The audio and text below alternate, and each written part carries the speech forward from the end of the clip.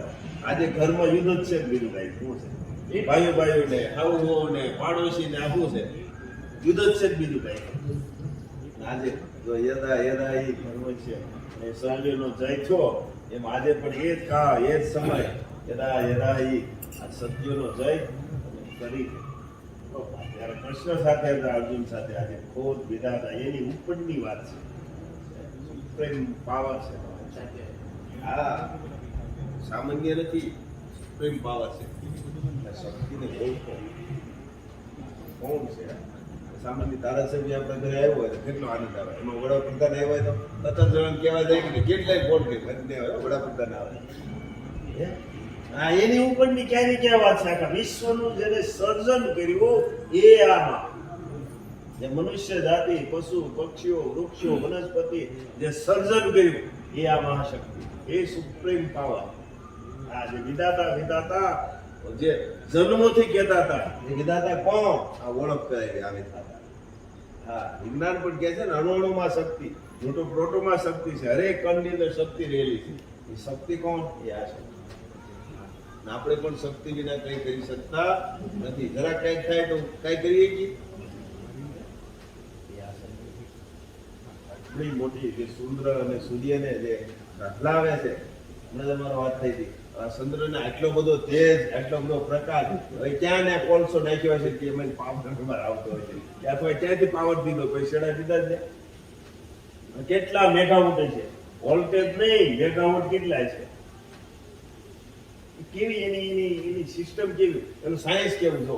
આજે તમારે કઈક મોટો લેમ્પ કે મોટો એલોજન કરવો હોય તો એને છેડો દેવો પડે 3 ફેઝમાંથી અને એલોજન થાય કેટલો થાય એટલા પ્રકાશ પડે. આખા વિશ્વમાં પ્રકાશ પડે. આ કેવડો એલોજન હે કયું સાયન્સ કઈ ટેકનોલોજી.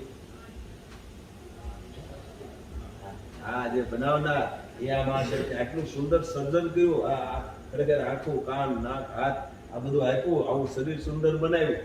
બનાવનાર કોણ? પશુ પક્ષીઓ વૃક્ષો વનસ્પતિ આટલું સુંદર બનાવ્યું. પહાડો બનાવ્યા પ્રકૃતિ બનાવી. બનાવનાર કોણ?